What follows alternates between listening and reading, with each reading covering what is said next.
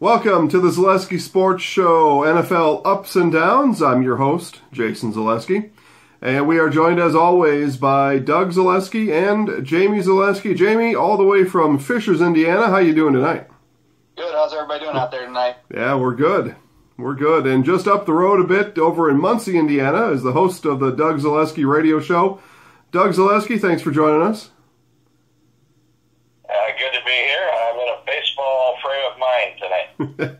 All right, well, we'll see if we can get some... Something I call a World Series. Oh, yeah. All right. Well, we'll see if we can make some baseball references tonight as we go through the show. For those watching for the first time, here's how it works. We will go around the horn, each of us giving an NFL up or something good in the NFL and an NFL down, something, some team or some bad that is not doing very well. And then each of us will get a chance to respond, and that's how the show works. So we will start down in Muncie, Indiana with Doug, your NFL up. Well, my NFL up this week goes to Carson Wentz, native of Bismarck, North Dakota. Shout out to my peeps in the Peace Garden State. Wentz playing at a very high level so far this year has the Eagles out to a 6-1 record, coming off a Monday night performance where he threw 4 touchdown passes to help the Eagles beat the Redskins 34-24. And he also was the Philadelphia's leading rusher with 63 yards on the ground in that game. Big time performance on a big stage. Yeah, had a Houdini act getting out of the pocket, getting out of a would-be sack, and rushed down the field for probably half of those yards. You're not making... It was a crazy play. It was. You're not making friends with Ryan Kerrigan right now, though. We'll get back to that in a minute. Your NFL down. My NFL down goes to a group of NFL offensive coordinators. I'll throw some quarterbacks in there. Last weekend, 3 NFL teams didn't even score a point. The Colts, just down the road from me, the Arizona Cardinals, and the Denver Broncos. What happened? You can't score a point in an NFL game? That's terrible. And then on top of it, 3 other teams, the Panthers, the Titans, and the Browns, couldn't even score a touchdown in their game. The Titans beat the Browns 12-9. They played almost an entire overtime. Nobody could score a touchdown in that game. Offenses, where'd you go? Allergies to the end zone. Jamie, let's start with Doug's NFL up. Yeah, so actually Carson Wentz was going to be my NFL up this week, so now I've got to think quick and pick another one. But I agree, Carson Wentz playing spectacular. He's got the most touchdowns in the NFL this year with 17, and he looks pretty good doing it. All right. As far as down, I would say, yeah, it's pretty disappointing. Teams can't score a touchdown. Field goals are better, and a win's even better than a field goal. So, all right, I guess you're trying to, as they say, shine a turd right there. So, nicely done. Carson Wentz is playing good. There's no doubting that. We'll find out about the Eagles in the long run. The Eagles have a history here lately of out to a nice flashy start, and then they fade away in the end. So we'll keep an eye on the Eagles as they go. And then, as far as points being scored, again, it's hard to understand. Defenses certainly can't be that good. I think oftentimes these offensive coordinators and these players just outthink themselves. They outsmart themselves. I've seen it so many times. It's 1st and goal from the 5, and there's 3 passes. Just run the ball, man. Get in the end zone. Score the points. So, all right, Jamie, your NFL up. Well, I will say on the Titans, just to piggyback off what you were saying, they had 1st and goal at the 2-yard line, and they ran it 3 times, and they did not get in. So, being the number 1 rushing team last year, and you can't get in on 1st and goal at 2. But like I said, I'll take the win. The Titans have a winning record. They're 4-3, so let's move on. My NFL up this week is going to be the San Diego Chargers. They shut out the Broncos, like Doug just referenced, and they've put a few wins together, and I think they're a sneaky team that's going to make the playoffs. All right. Yeah, well, we'll get back to that one in a moment. Your NFL down. My NFL down is going to be I don't know if it's the Atlanta Falcons offense, if it's a particular group, or if it's Steve Sarkisian. but the offense stinks this year. They were number 1 or number 2 last year in total offense. Obviously, they lost Schottenheimer to the 49ers, but you bring back essentially the same group of 11 players, and they can't do anything this year. So pretty bad right now for them. Yeah, for sure. Okay, well, let's talk about the Chargers. Your NFL up. I'll give you credit for quick thinking. You're quick on your feet tonight after your Carson Wentz was stolen right from under you. We'll see about the Chargers. I've been high on the Broncos all year. My Broncos have disappointed a lot of people, and we'll see about the Chargers. They've got names, so we'll see if they can pull it out. Another NFL up, real quick, could be Jay Cutler getting injured because Matt Moore coming into the game last week. They won, and they look pretty good doing it. Man, everybody's cutting my cut man. I don't know. We'll see. Multiple broken ribs. He's probably going to sit out now for a few weeks and take it easy on his $10 million. The NFL down. The Atlanta Falcons have just not been good. I think we've mentioned a couple times on this show. I probably mentioned a couple times on my regular TV show.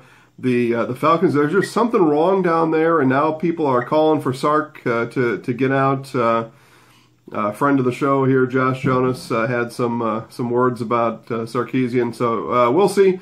Doug, Jamie's NFL up and down. Well, I'll go to the Falcons. I think there's something of a natural tendency for the Super Bowl loser the previous year to kind of go through a hangover, and I think maybe that's what the Falcons are experiencing this year. They clearly are not the same team that they were last year. As far as Jamie's up, the Los Angeles Chargers, a very up and down team, and they were up last week, but as we go through the season, just keep an eye on them, because every time you think you've got them figured out, they let you down, and they will let their fans down. Whoever their fans are these days, I don't know. San Diego has disowned them.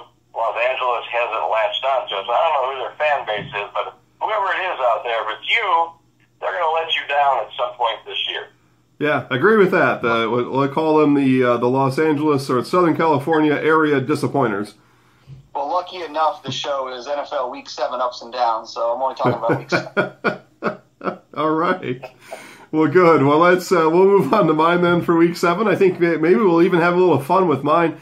My NFL up are celebrations. I am having a lot of fun watching these guys and express themselves, use their creativity and whatever arts and probably a lot of art type classes that they, for the short time a lot of these folks spent in college, have put that to good use now, and they are providing some good entertainment after touchdowns. We've seen rounds of Duck, Duck, Goose. We've seen baseball set up. Speaking of baseball, the Philadelphia Eagles have now a reoccurring pitcher, batter, umpire, catcher theme in the end zone, and they do a nice job with that. There have been hide and go seek, just all kinds of fun ones out there. So my NFL up is celebrations. And it's something that the NFL had to do because it has to do with my NFL down, and that is a downward trend in attendance in the NFL. Now, the NFL will tell you that their ticket sales are steady. Well, that's true. The people, though, that are redeeming those tickets at the gates are down. There are pictures, and I'll put a couple of them up on the screen, of NFL stadiums in the second quarter. So you can't say they're late arriving crowds, and you can't say, well, they left early because their team was losing. These are pictures in the second quarter of essentially half full or half empty stadiums. And so it's my NFL down, and they got to fix some things there. Doug, we'll go back to you for my up and down. Well, as far as your down, your commissioner, Roger Goodell, you remember he's your buddy, he screwed this whole thing up a couple of years ago by clamping down on those end zone celebrations. What's the difference?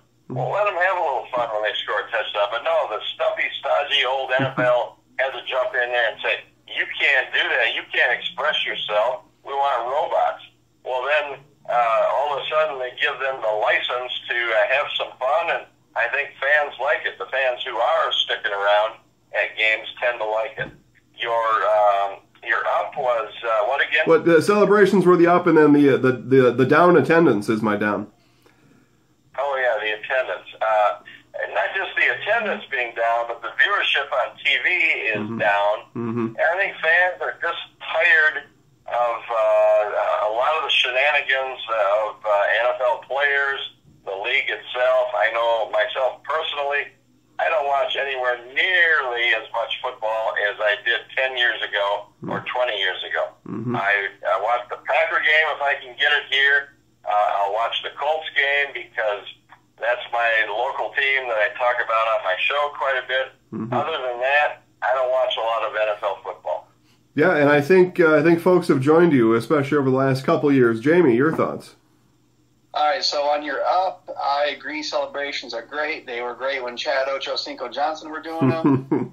They're great again. You know, so Juju Smith-Schuster is, you know, I think he's leading that right now. He was the one that did the hide and seek. He got a couple other fun ones. He did the Duck Duck Goose. He got my follow on Twitter, so I'm following Team Juju Smith now. And as far as you're down on the attendance, I think you know, in-game attendance at least, it's expensive to go to a game. So for like myself and my wife to go to a local game, between the tickets, the parking, you know, if you get a beverage or a snack, you're easily looking around $200 to $300 for a 4-hour event. And so for me and a lot of people, I think it's just easier to watch it on TV. You can choose multiple games. You can buy the Sunday ticket. So they've made it too convenient and too nice to watch it on TV to make anybody want to go to the stadiums to watch these games. You know, as far as Doug not watching as much, I think we have more options in our life these days than we did 20, 30 years ago. There's a lot of other things that we can do with our time. I have young kids, so obviously I make time for the Titans. After that, you know, it's just whatever I have time for that I can fit in. But a lot of options in life these days, so that's why I think they've been struggling a little bit. You mean to tell me you're not in favor of $100 parking at the Los Angeles games? No. What? That's not reasonable? Well, and aside from that, you know, some of the marquee teams, you take any team from the NFC East, the 49ers, teams like that, you're going to pay $300 just to get into the gate. That's just per ticket. So Jamie's cost in a different metropolitan area is $1,000 for two people to go to a game. So yeah, it's just too expensive to actually go physically sit there and watch the game. Yeah, well, the NFL's got a problem to fix. Other sports have had this happen. They've done some other things. Atlanta thought they were onto something. They had, you know, $1 waters and $2 hamburgers, and they're one of the pictures that's on the screen right now. Second quarter and sparsely populated. It's less than half of the seats are filled there in Atlanta. So, okay. I think you have a lot of demographics that are going to the NBA. NBA ratings are up right now. A lot of personalities in the NBA, a lot of fun personalities, positive role models. So I think the NBA is definitely picking up in attendance and viewership on TV, etc. All right, so we mentioned a baseball reference. We'll end with World Series predictions. Currently, Dodgers are up 1-0 over the Houston Astros. Jamie, who's taking the World Series? Honestly, I don't care, but I would say the Astros in whatever, 7-6, I don't. Good. Doug?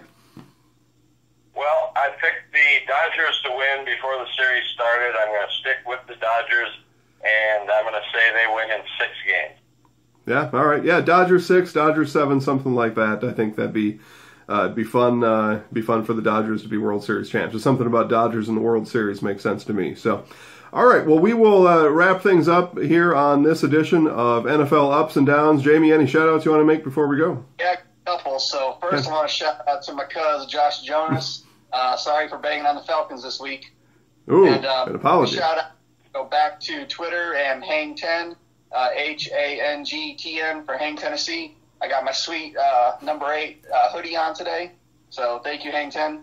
All right, Hang 10. Hopefully they start paying you soon. Doug? Well, Doug Zaleski Radio Show daily, Monday through Friday on WXFN Radio here in Middletown, USA. 102.9 FM, 1340 AM if you're local, and if you're out of state, WXFN.com. You can also catch a replay on my show Facebook page, Doug Zaleski Show, or my Twitter account at Doug Zaleski.